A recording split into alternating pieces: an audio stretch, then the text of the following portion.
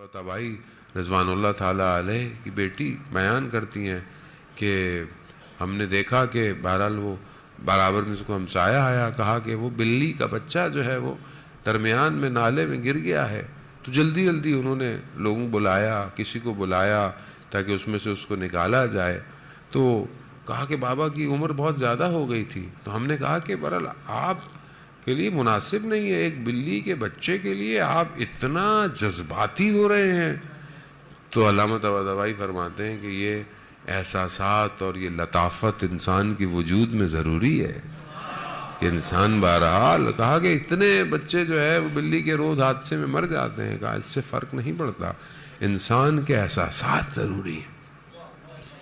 آج ہزاروں کی تعداد میں فلسطین میں بچے مر رہے ہیں، کتنا احساس ہمارے دل میں ہے، کس درد کی کیفیت سے ہم گزر رہے ہیں کہ نہیں گزر رہے۔ حد اقل ہم جو کام کر سکتے ہیں کہ کم از کم ہم ان چیزوں کو کھانے سے پرہیز کریں جن کمپنیوں کے خون جو ہے وہ ان بچوں کے خون سے آلودہ ہے۔ کم از کم انسان وہ تو کر سکتا ہے کہ کم از کم یہ چند چیزیں انسان نہ کھائے، نہ استعمال کرے زندگی میں، اور یہ تو کم سے کم کوشش ہے کہ کم سے کم انسان اتنا تو احساس رکھتا ہو، خوب نہیں کر سکتا، کچھ اور نہیں کر سکتا، یہ درد ضروری ہے۔ بچہ کسی کا مریض ہو جائے، کسی کا بیمار ہو جائے تو آپ کتنے تڑپتے ہیں۔ بندہ ہاسپٹل بچے کو لے کے جائے، کتنا باپ ہاسپٹل لے کے جائے تو ماں دروازے پہ کھڑی رہتی ہے ساری رات کہ بچہ کس حالت میں آئے گا۔ لیکن وہ بچے کہ بعض جن کے ماں باپ بھی ان کے ساتھ دنیا سے چلے گئے، یا باپ بچ گیا تو بچے نہیں ہیں، اور بچے بچ گئے تو باپ نہیں ہے۔ خوب یہ درد ضروری ہے اذان محترم، اس کو محسوس کریں، دیکھیں کہ کیا میری کیفیت ہے کہ نہیں ہے، یا بہرحال میں بھی وقتی طور پر تھوڑا سا غم میں غم زدہ ہوتا ہوں، اور پھر اس کے بعد وہی وہ انسانیت یہی ہے۔ آج آپ دیکھیں کہ انسانیت بیدار ہو رہی ہے، پوری دنیا کے اندر آج انسانیت جو ہے وہ بیدار ہے۔ اس کی وجہ کیا ہے؟ کیونکہ فطرت انسان میں یہ کرامت پوشیدہ ہے، اسے بیدار کرنے والا نہیں آیا ابھی تک۔ جب وہ آئے گا، جب وہ عدالت کی بات کرے گا، انسانیت کی بات کرے گا، خود بخود پوری دنیا اس مسیح کے پیچھے پلٹ آئے گی۔ عزیزان محترم، اصل میں ہمارا امتحان ہے، جو بچپن سے پکار رہے ہیں امام کو، امتحان ان کا ہے، کیونکہ یہ نہ ہو خدا نہ خواستہ کہیں میرے اپنے اندر ایسی صفات پیدا ہو جائیں کہ جب امام ظہور کریں اور میں ان کی آواز پہ لبیک نہ کہوں۔ روایات کہتی بھی ہیں کہ کچھ لوگ جب امام آئیں گے تو تشویش میں ہوں گے، شک کی حالت میں ہوں گے، کیا یہ وہی ہیں یا کوئی اور ہے؟ اور بعض اوقات لوگ ان کی طرف جائیں گے بھی صحیح، اور پھر بھی بعض اوقات کہیں گے کیا ہم نے صحیح اقدام کیا یا نہیں کیا۔ وہ یہ خطرناک مرحلہ ہے، انسان ساری زندگی کربلا پہ گریا کرے اور وارث کربلا جب آئے تو میدان سے بھاگ جائے۔ تو اس کے لیے بہت ضروری ہے کہ ہم اپنی زندگی کو ریوائیو کریں، اپنے آپ کو بیدار کریں عزیزان محترم۔ اسی لیے روایات میں ایک بہت بڑا حصہ انسان کے باطن سے تعلق رکھتا ہے۔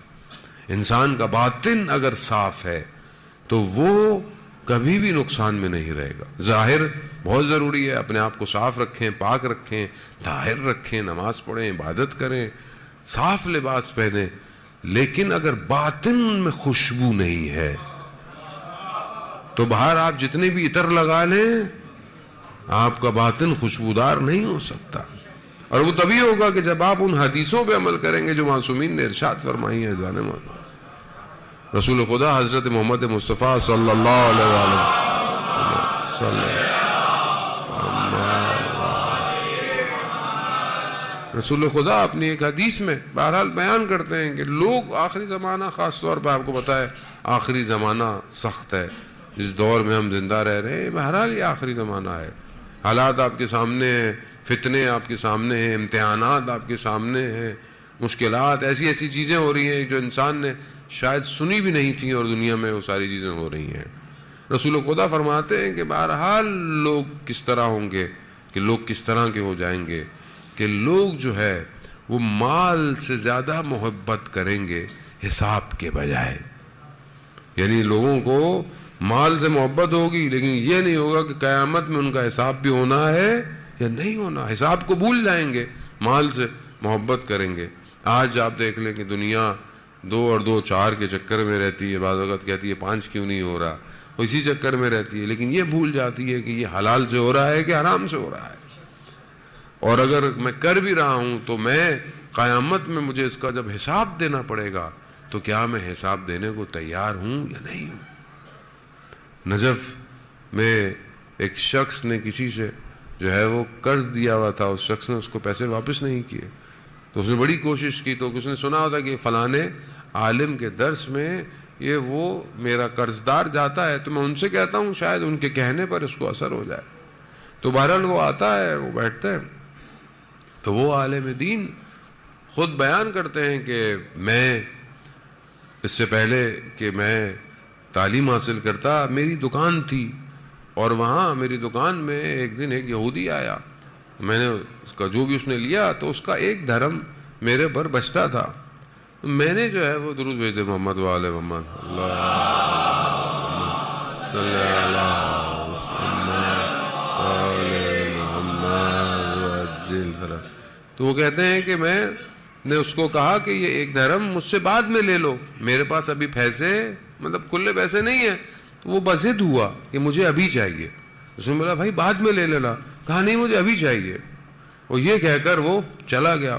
کہا کچھ دن بعد میں نے خواب دیکھا کہ قیامت کا منظر ہے اور مجھے ملائکہ صراط سے لے کے جا رہے ہیں، تو ایک طرف جنت ہے اور ایک طرف جہنم ہے، آگ ہے. تو کہتا اس آگ میں سے وہ یہودی باہر آیا اور اس نے میرا راستہ روک دیا اور اس نے کہا کہ میرا وہ 1 درہم مجھے واپس کرو.